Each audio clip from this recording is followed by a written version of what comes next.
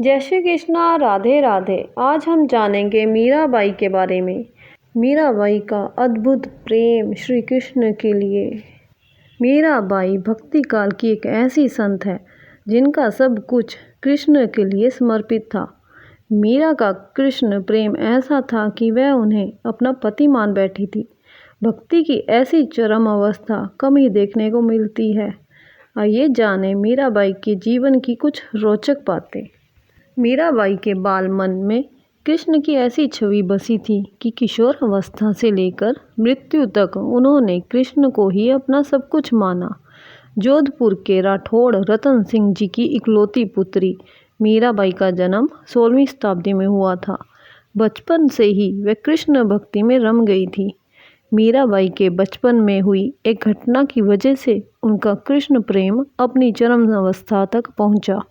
एक दिन उनके पड़ोस में किसी बड़े आदमी के यहाँ बारात आई। सभी औरतें छत पर खड़ी होकर बारात देख रही थी। मीरा भी बारात देखने लगी। बारात को देखकर मीरा ने अपनी माता से पूछा कि मेरा दूल्हा कौन है। इस पर उनकी माता ने कृष्ण की मूर्ति की ओर इशारा करके कह दिया कि यही तुम्हारा दूल्हा है। बस ये बात मीरा के बाल मन में एक गांठ की तरह बंध गई। बाद में मीराबाई की शादी महाराणा सांगा के पुत्र भोजराज, जो आगे चलकर महाराणा कुंभा कहलाए, से कर दी गई। इस शादी के लिए पहले तो मीराबाई ने मना कर दिया, लेकिन जोर देने पर वह फूट फूट कर रोने लगी। शादी के बाद विदाई के समय वह कृष्ण की वही मूर्ति अपने साथ ले गई जिसे उनकी माता ने उनका दूल्हा बताया था। ससुराल में अपने घरेलू कामकाज निपटाने के बाद मीरा रोज़ कृष्ण के मंदिर चली जाती और कृष्ण की पूजा करती, उनकी मूर्ति के सामने गाती और नृत्य करती। उनके ससुराल वाले तुलजा भवानी यानी दुर्गा को कुल देवी मानते थे। जब मीरा ने कुल देवी की पूजा करने से इनकार कर दिया तो परिवार वालों ने उनकी श्रद्धा भक्ति को मंजूरी नहीं दी। मीराबाई की ननंद उदाबाई ने उन्हें बदनाम करने के लिए उनके खिलाफ एक साजिश रची। उसने राणा से कहा कि मीरा का किसी के साथ गुप्त प्रेम है और उसने मीरा को मंदिर में अपने प्रेमी से बात करते देखा है। राणा कुंभा अपनी बहन के साथ आधी रात को मंदिर गया। वह मंदिर का दरवाज़ा तोड़कर अंदर पहुंचा तो देखा कि मीरा अकेले ही कृष्ण की मूर्ति के सामने परम आनंद की अवस्था में बैठी मूर्ति से बातें कर रही थी और मस्ती में गा रही थी।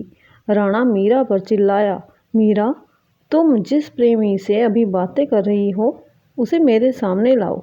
मीरा ने जवाब दिया, वह सामने बैठा है, मेरा स्वामी नैन चोर जिसने मेरा दिल चुराया है।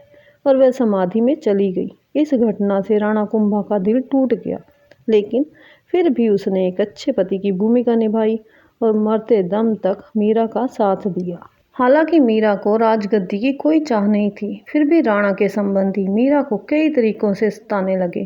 कृष्ण के प्रति मीरा का प्रेम शुरुआत में बेहद निजी था, लेकिन बाद में कभी कभी मीरा के मन में प्रेमानंद इतना उमड़ पड़ता था कि वह आम लोगों के सामने और धार्मिक उत्सवों में नाचने गाने लगती थी। वह रात में चुपचाप चित्तौड़ के किले से निकल जाती थी और नगर में चल रहे सत्संग में हिस्सा लेती थी।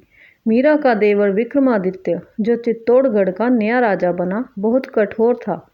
मीरा की भक्ति, उनका आम लोगों के साथ घुलना मिलना और नारी मर्यादा के प्रति उनकी लापरवाही का उसने कड़ा विरोध किया। उसने मीरा को मारने की कई बार कोशिश की। यहाँ तक कि एक बार उसने मीरा के पास फूलों की टोकरी में एक जहरीला सांप रखकर भेजा और मीरा को संदेश भिजवाया कि टोकरी के फूलों में हार है।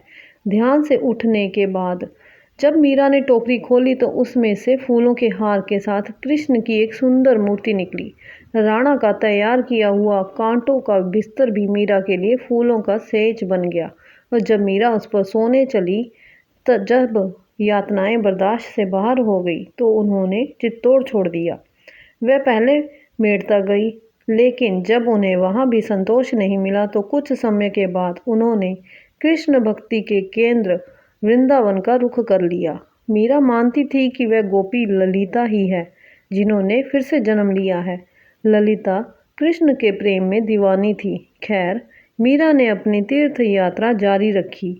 वह एक गांव से दूसरे गांव नाचती गाती पूरे उत्तर भारत में घूमती रही। माना जाता है कि उन्होंने अपने जीवन के अंतिम कुछ साल गुजरात के द्वारका में गुजारे। ऐसा कहा जाता है कि दर्शकों की पूरी भीड़ के सामने मीरा द्वारकाधीश की मूर्ति में समा गई।